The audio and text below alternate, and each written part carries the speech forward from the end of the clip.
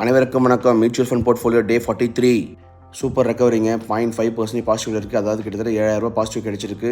12,77,000 12,84,000 வந்திருக்கு. பட் இருந்தாலும் நம்மளுடைய ஹை பார்த்தீங்கன்னா 13,29,000.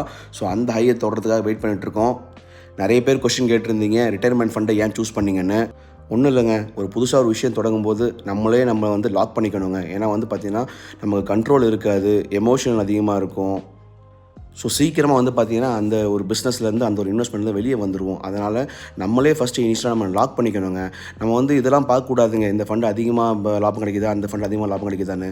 நம்ம எமோஷனலை கண்ட்ரோல் பண்ணுறதுக்கு எந்த விஷயம் நமக்கு ஹெல்ப் பண்ணணும்னு பார்த்து அதில் இன்வெஸ்ட் பண்ண தொடங்கணுங்க. அதனால தான் ரிட்டையர்மெண்ட் ஃபண்டு நான் ஸ்டார்ட் பண்ணேன். அதில் 5 வருஷம் லாக்இன் பீரியட் இருந்தது. ஆனால் நல்ல லாபம் கொடுத்துருக்குங்க. அதுதான் முக்கியமான விஷயம். புதுசாக ஸ்டார்ட் பண்ணுறவங்க எப்பவுமே இண்டெக்ஸ் ஃபண்டில் தொடங்குங்க. அதுதான் உங்களுக்கு சேஃபாக இருக்கும். இது மாதிரி நிறைய மார்க்கெட் சம்மந்தமாகவும் மியூச்சுவல் ஃபண்ட் சம்மந்தமாகவும் அட்வைஸ் வேணும்னா இந்த சேனலை சப்ஸ்கிரைப் பண்ணிவிட்டு லைக் பண்ணிவிட்டு வாட்ச் பண்ணுங்கள். ரொம்ப நன்றி.